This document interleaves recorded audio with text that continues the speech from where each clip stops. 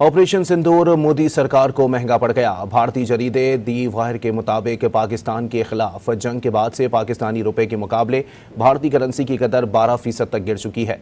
दी wire के मुताबिक 15 मई 2025 को भारतीय रुपए के मुकाबले पाकिस्तानी रुपए की कदर 3.29 रुपए थी, जो गुज़िश्ता रोज़ तक गिरकर 2 रुपए 90 पैसे रह गई।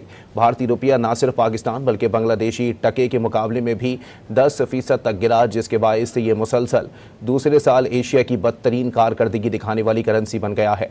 माशी माहिरीन का कहना है कि भारतीय रुपए की ये हालत सिर्फ आलमी अवामिल और मशरिक़ वस्ता के बहरान का नतीजा नहीं, बल्कि ये मोदी हुकूमत की बुनियादी कमज़ोरियों को ज़ाहिर करती है, क्योंकि इलाकाई करेंसियां आलमी झटके बर्दाश्त करने में नाकाम रहीं।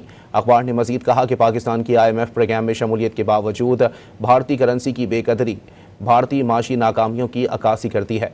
बैनुल अक़वामी जरीदे फाइनेंशियल टाइम्स और जापानी बैंक की हालिया रिपोर्ट्स में भी भारतीय माशी पॉलिसियों पर तहफ़्फ़ुज़ात का इजहार किया गया है।